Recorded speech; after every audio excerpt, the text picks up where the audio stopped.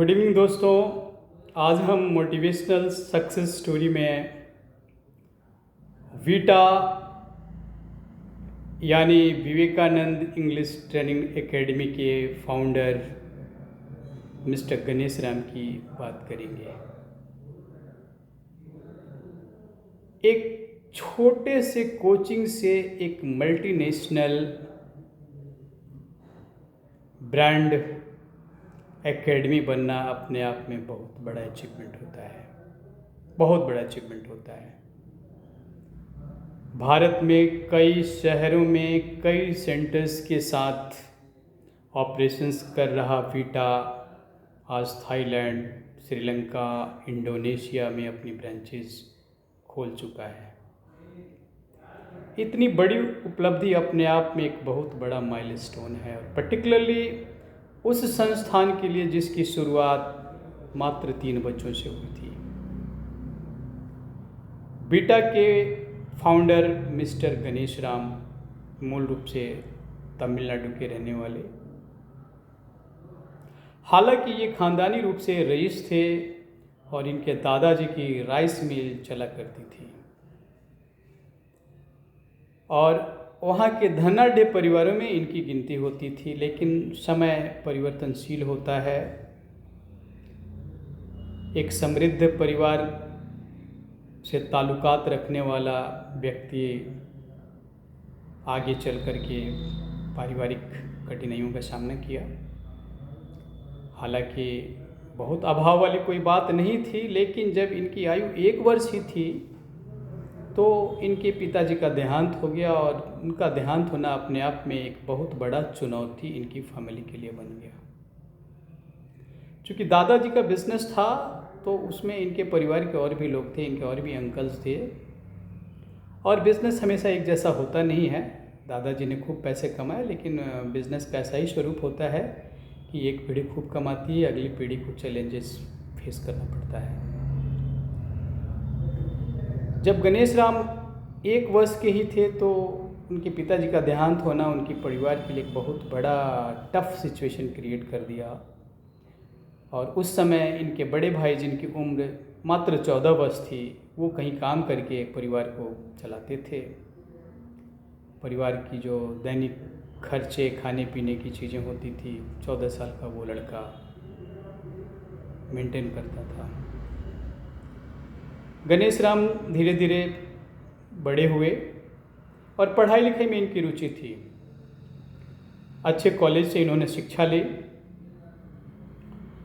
और कॉलेज के दिनों में ये स्वामी विवेकानंद के अपने आदर्श के रूप में मान करके काम करते थे। इन्होंने एनएसएस को ज्वाइन किया और इनकी जो सोच थी बड़ी ही अच्छी थी। यह स्लम में रहने वाले बच्चों को निःशुल्क पढ़ाने में बड़ा इंटरेस्ट लेते थे और इनफैक्ट इनकी शिक्षा में रुचि भी कुछ ज़्यादा थी, अध्यापन में इनकी रुचि कुछ ज़्यादा ही थी। इसका एक बहुत बड़ा कारण विवेकानंद जी के विचारों से प्रभावित होना और एनएसएस के कार्यशैली से प्रभावित होना था।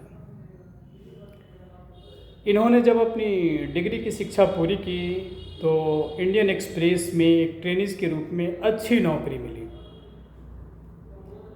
उस समय के हिसाब से इंडियन एक्सप्रेस में नौकरी होना अपने आप में बहुत बड़ी बात थी और एक ट्रेनिज के रूप में एक अच्छी सैलरी पे नौकरी मिलना अपने आप में और भी गौरवान्वित करने वाला विषय था। लेकिन इनकी रुचि नौकरी में नहीं थी। ये अपने आप को नौकरी तक सीमित रखना नहीं चाहते थे। इनकी रुचि अध्यापन में थी। चूँकि ये स्लम के बच्चों को फ्री ऑफ कॉस्ट पढ़ाते थे तो ये चाहते भी थे कि कुछ ऐसा काम करें जिससे हम अपना हॉबी, अपने शौक़ को कायम रख सकें। हालांकि महत्वाकांक्षा कोई बहुत बड़ी नहीं थी कि हाँ हमको एक बहुत बड़ा एकेडमी बनाना है, हमको कोई ग्लोबल पोजीशन बनाना है, हमको पैन इंडिया कोई पोजीशन बनाना है। लेकिन एक इंटरेस्ट था अध्यापन का कि हाँ मुझे पढ़ाना है, इसमें मेरी रुचि है। जब इन्होंने अपनी माँ के सामने यह बात रखी कि मैं नौकरी छोड़ देना चाहता हूँ तो इनकी माँ के लिए एक बहुत बड़ा ही टफ सिचुएशन था वो, क्योंकि शुरुआत के दिनों में काफ़ी अभाव का सामना करना पड़ा था और वैसे में एक अच्छी नौकरी, इंडियन एक्सप्रेस की नौकरी छोड़ने वाली बात सुनकर इनकी माँ बड़ी दुखी हुई। फिर उन्होंने एक ज्योतिषी को बुलाया और ज्योतिषी ने उनके जो पामिस्ट्री होती है उसका अध्ययन किया, तो बताया कि इनके जो भविष्य है उसमें नौकरी का चांसेस सफलता का कम है, व्यवसायिक सफलता का चांसेस ज़्यादा है। इस बात से उनकी माँ भी थोड़ी सहमत हुई, लेकिन सवाल ये था कि व्यवसाय करने के लिए पूंजी की ज़रूरत थी और ये पूंजी उनके परिवार के पास थी नहीं। व्यवसाय को चलाने के लिए एक इंफ्रास्ट्रक्चर चाहिए, एक विज़न चाहिए, एक प्लेटफॉर्म चाहिए, ऐसा कुछ भी नहीं था। क्योंकि गणेश राम जी की रुचि पढ़ाने में थी, तो उन्होंने डिसाइड किया कि क्यों ना मैं इसे ही अपना एक व्यवसाय बनाऊं, और इसी विज़न को ध्यान में रख करके उन्होंने विवेकानंद इंस्टीट्यूट की स्थापना की। हालांकि इंस्टीट्यूट की स्थापना के लिए भी इनके पास संसाधन की कमी थी। इनकी माँ ने कहीं से उधार के 500 रुपये जुगाड़ किए, जो इन्होंने कोचिंग के लिए जगह ली उसका एडवांस देने के लिए, और संस्थान का किराया 175 रुपये मासिक तय हुआ।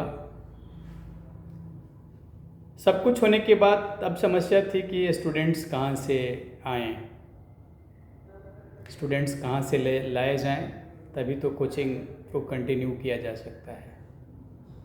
गणेश राम जी को जानकारी मिली कि उनके इंस्टीट्यूट के आसपास में 3 बच्चे 10वीं की परीक्षा में फेल हो गए थे। इन्होंने उन बच्चों को अप्रोच किया और कहा कि आप हमारी संस्थान से जुड़ जाओ, अभी जनवरी का महीना है और अप्रैल में आपके बोर्ड के एग्ज़ाम होंगे, हम आपको पास कराने की गारंटी लेते हैं। 3 छात्र से शुरुआत हो गई विवेकानंद इंस्टीट्यूट की। 3 छात्र कंटिन्यू करते रहे। पहले महीने इंस्टीट्यूट का किराया 175 रुपया था और 3 छात्रों का फ़ी की आमदनी सिर्फ 90 रुपये थी। गणेश राम जी ने उन बच्चों से कहा कि देखो, तुम्हारे दोस्त या कोई और जान पहचान का ऐसा लड़का हो जो 10th में फ़ेल हो गया हो, तो उसको बात करो, मैं उसको पास कराने की गारंटी लेता हूँ, और तुम 3 अगर एक बच्चे की और व्यवस्था कर दोगे तो 6 हो जाएंगे। 6 होने से हमारा इंस्टीट्यूट का किराया और बिजली बिल का खर्चा निकल जाएगा। उन 3 बच्चों ने 2-2 बच्चों की और व्यवस्था की और इस तरह उनके इंस्टीट्यूट में कुल 9 छात्र हो गए। 9 छात्र का फ़ी 270 रुपये, खर्च 175 रुपये किराया और 10 रुपये बिजली बिल। अब उनका इंस्टीट्यूट ब्रेक इवन से बाहर कुछ प्रॉफिट की स्थिति में आ गया, और इसके बाद उन्होंने मुड़ के नहीं देखा। अपने बच्चों पर खूब मेहनत किया इन्होंने, उनको पढ़ाने के लिए उनके हिसाब से पढ़ाई की। 10th के बाद इन्होंने अपने संस्थान को 12th तक का प्लेटफॉर्म दिया और 8th तक के बच्चों को भी अपने इंस्टीट्यूट में दाखिला देने लगे। इंस्टीट्यूट में इनके छात्रों की संख्या हज़ारों में हो गई। जब संख्या हज़ारों में हो गई तो इन्होंने और सब्जेक्ट्स के भी टीचर्स हायर किए और छात्रों की संख्या बढ़ती गई। धीरे धीरे इन्होंने अपने बड़े भाई मिस्टर राजगोपालन, जो इंग्लिश के अच्छे जानकार थे, उनको भी अपने इंस्टीट्यूट में शामिल किया। इनकी एक बहन थी जो इकोनॉमिक्स और कॉमर्स को अच्छा पढ़ाती थी, उनको भी अपने इंस्टीट्यूट में शामिल किया, और अन्य सब्जेक्ट्स के भी फैकल्टीज़ को अपने इंस्टीट्यूट्स में जोड़ते गए। एक समय आया कि छात्रों की भीड़ को देखते हुए इन्होंने अपने इंस्टीट्यूशन का लोकेशन बदला। लोकेशन में इस बात का ध्यान रखा कि गांव देहात दूर से आने वाले बच्चों को ट्रांसपोर्टेशन की असुविधा ना हो, तो उन्होंने बस स्टैंड और रेलवे स्टेशन को प्रायोरिटाइज करके अपना इंस्टीट्यूट खोला। सैकड़ों में शिक्षक इनके यहाँ जुड़ गए और छात्रों की संख्या हज़ारों में हो गई। एक ब्रांड बन गया।